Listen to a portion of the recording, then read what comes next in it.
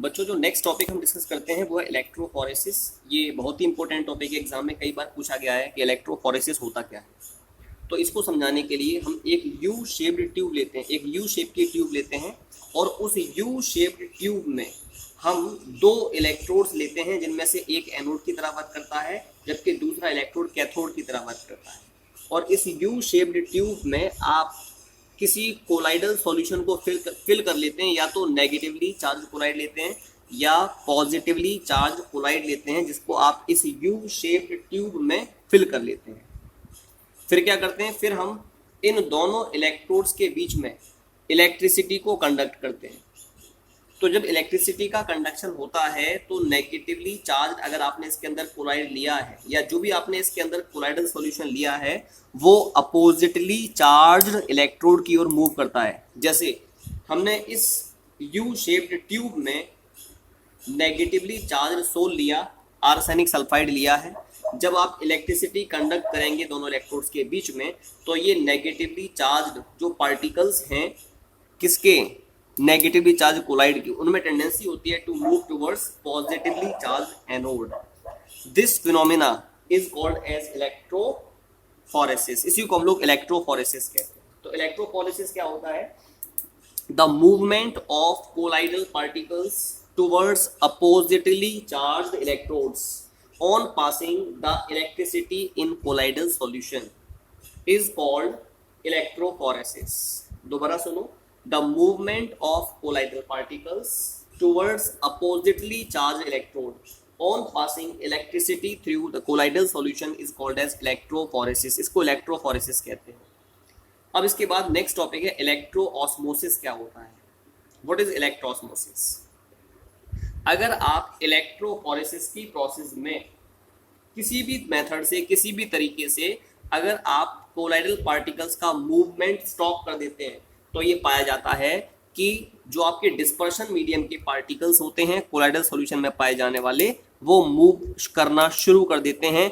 इस प्रोसेस को इलेक्ट्रोऑस्मोसिस कहा जाता है, इसी को बोलते हैं इलेक्ट्रोऑस्मोसिस। तो इलेक्ट्रोऑस्मोसिस होता क्या है, when the electrophoresis that is the movement of colloidal particles is stopped by any specific method, is prevented by any specific method, then the dispersion medium starts to move on applying an electric field. This phenomena, this process is called as electroosmosis।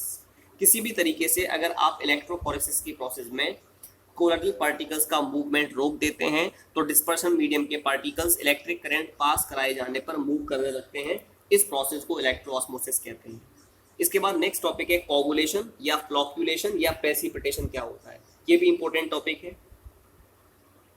Coagulation क्या है, the process by which your colloidal solution get convert into precipitate. वो process जिसके द्वारा आप colloidal solution को precipitate में convert कर देते हैं, that process is called as coagulation और प्रेसिपिटेशन और फ्लॉक्यूलेशन।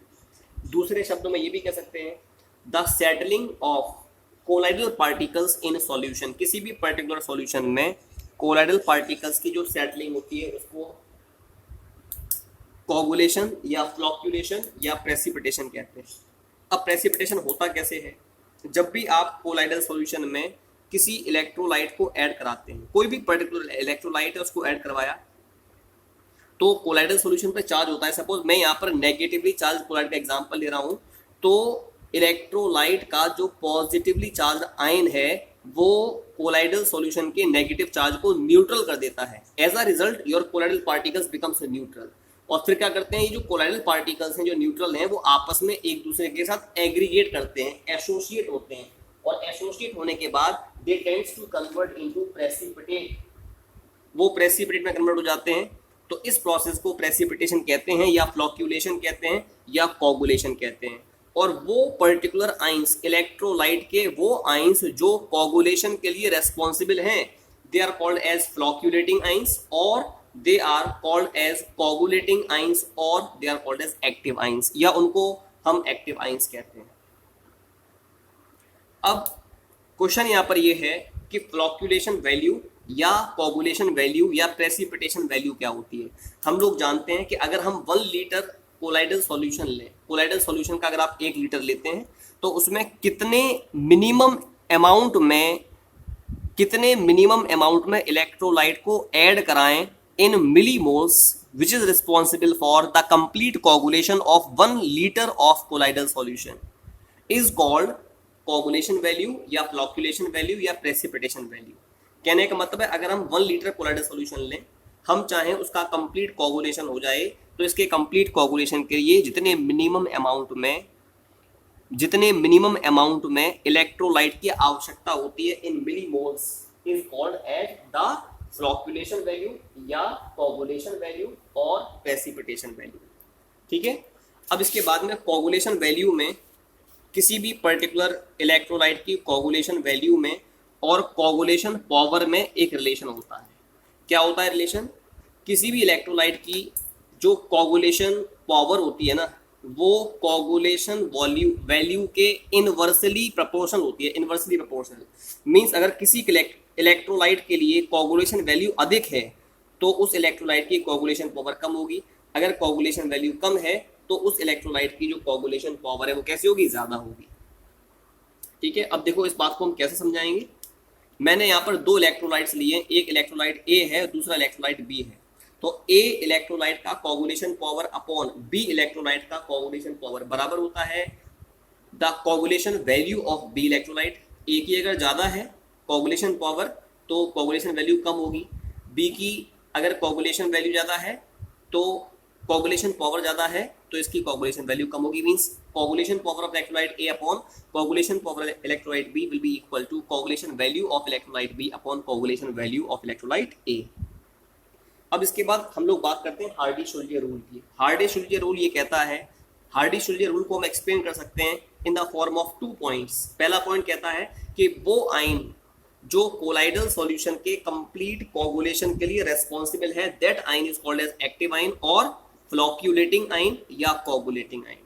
The ion of an electrolyte responsible for the complete coagulation of colloidal solution is called as active ion और coagulation ion, coagulating ion या flocculating ion। दूसरा point है किसी भी ion की या किसी भी इलेक्ट्रोलाइट की जो कोगुलेशन पावर होती है वो एक्टिव आयन की वैलेंसी के 4th पावर के डायरेक्टली प्रोपोर्शन होती है। इसका मतलब अगर वैलेंसी अधिक है कोगुलेटिंग आयन की तो कोगुलेशन पावर भी उसकी ज्यादा होती है। हम यहाँ पर 2 अलग अलग इलेक्ट्रोलाइट्स ले रहे हैं या 2 अलग अलग हम कोलाइड्स ले रहे हैं। उनमें से एक तो है नेगेटिवली चार्ज कोलाइड और दूसरा लिया positively charge collide.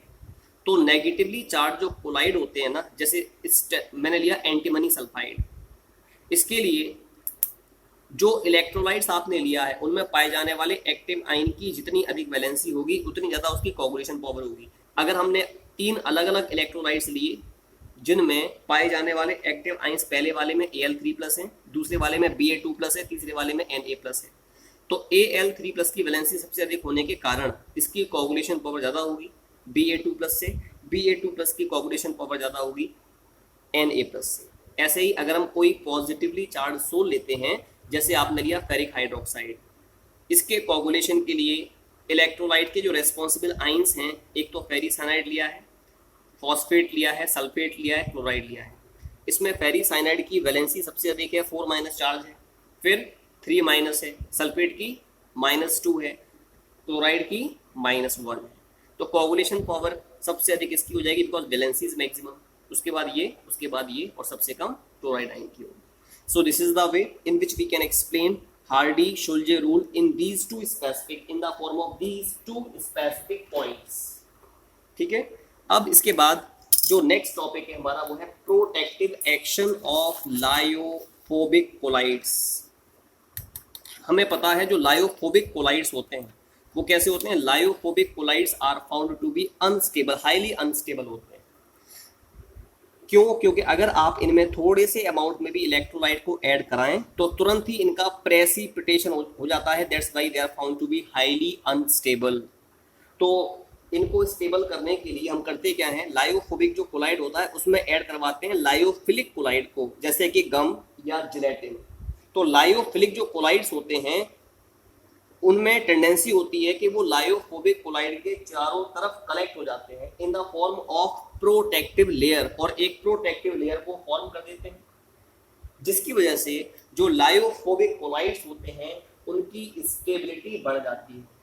And such type of action and such type of colloid becomes stable, in which a protective layer of lyophilic colloid get developed over the surface of lyophobic colloid.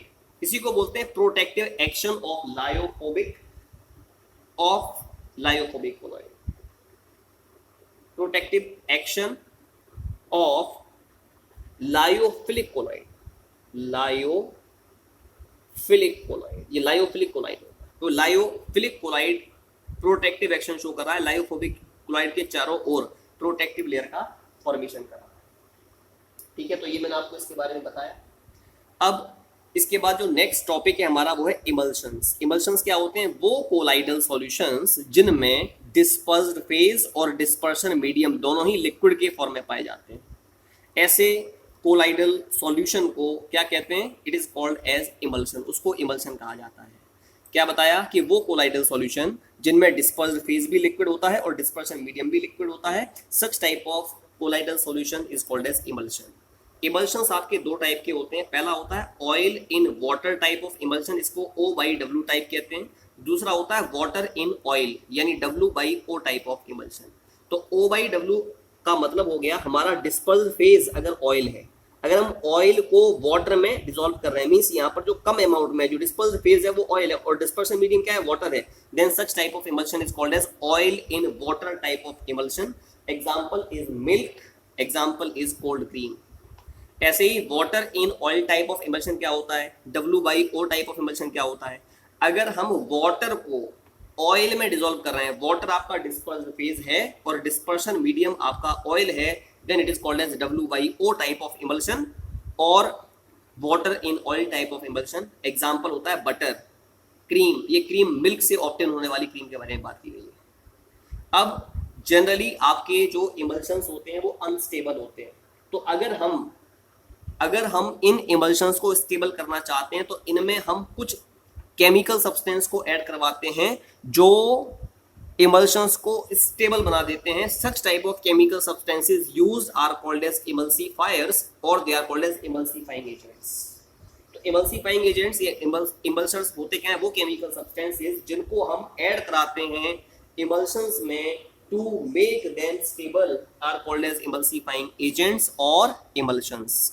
जैसे oil in water type of emulsion के लिए जो emulsions होते हैं वो protein है, soap, gum, gelatin, they are the example of oil in water type of emulsion. ऐसे ही water in oil type W/O type of emulsion के एग्जांपल्स हो जाएंगे metal salts of higher fatty acids, ये इमल्सिफाइंग एजेंट्स या emulsifiers के examples हैं।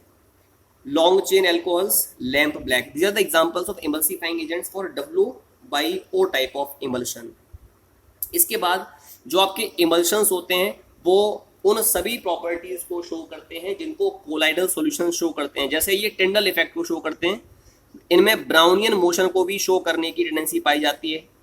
इसके अलावा अगर आप इमल्शंस की बात करते हैं, इमल्शंस को अगर आप हीट करें या उनको फ्रीज करें या उनका सेंट्रीफ्यूगेशन करें तो इनमें टेंडेंसी होती है अपने करस्पॉन्डिंग लिक्विड्स में कन्वर्ट होने की, मतलब डिस्पर्स्ड फेज और डिस्पर्शन मीडियम अलग अलग हो जाएंगे अगर आप इनको हीट करेंगे या फ्रीज करेंगे या इनका सेंट्रीफ्यूगेशन करेंगे तो ये टॉपिक भी हमने कवर कर लिया।